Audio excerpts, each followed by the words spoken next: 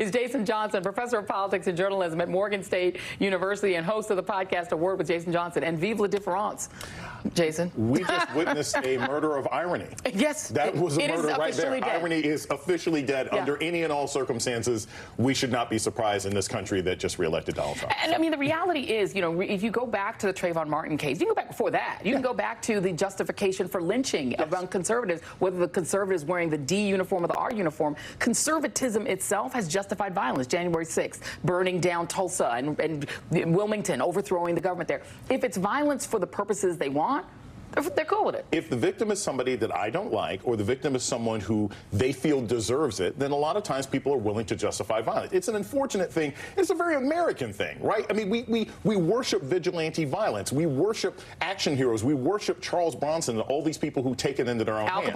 Al Capone, you know, criminals and everything else like that. I think the sad part about this, frankly, is that I am not going to pretend that in a country that's been started and operated off of violence, that violence doesn't sometimes solve things. But the man who was killed is a cog in a machine. It's not going to change anything about how healthcare operates in this country. And so you have killed a man, harmed his family, and the machine's going to keep going. Yeah. And so it didn't really accomplish it. And the thing that's so kind of wild about it is this Luigi Mangione. You know, he's like sort of now everywhere. You know, there's people celebrating him, all on saying, don't catch him, all that sort of thing. You know, he did have his arraignment today, and he stood up and yelled something about, you know, this is just, it's unfair, it's not right, yada, yada, yada. He was walking, there he goes, walking in today. He yelled something about, there he goes. Turning himself into sort of a folk hero, right? And leaning into that. He's probably richer than the guy that he killed. His family, he has generational wealth. Yes. So he probably was wealthier than the CEO that he killed. Yes, yes. This is Lex Luthor killing a stormtrooper, right? Like he and here's the thing. The humanity of this is that no matter how much money you have, you can still be taken advantage of by our unfair healthcare system. That's right. All the money in the world can't fix a broken back. All the money in the world can't save your grandmother. That's where my empathy comes through. Sure. But the attitude that, well, if I can't get things my way, or if I am in pain, that singular violence is the way to go is a level of privilege that the vast majority of people in America suffering can't exact. And a lot of the people who are falling in love with Luigi Mangione are opposed to regulating the insurance companies. Yes. That is how you could actually stop them from taking advantage of us. I think left and right, we agree. The system is broken. Insurance companies are bilking us. United Healthcare is that big for a reason. They're being sued for a reason.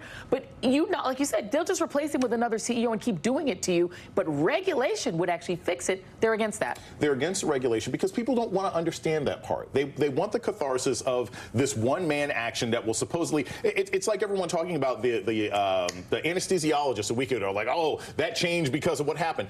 Probably not. That was a much more complex situation. If there was a general level of understanding about healthcare, if we actually have members of Congress who would engage healthcare as an actual issue, not as just a political ploy to be bounced back and forth, you wouldn't have these kinds of problems. But Joy, this is my real concern. This is very real for you and me and everybody else who does anything.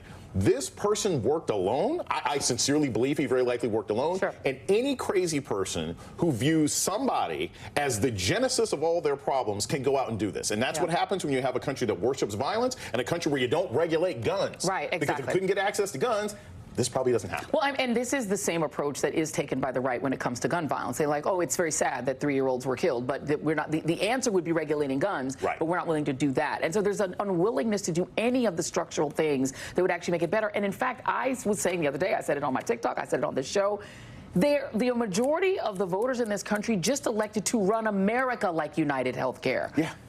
This country will now be run the same way United Healthcare is. Vicious cost cutting, merciless cost cutting, cutting people's benefits, cutting veterans' benefits, refusing care, taking away Obamacare.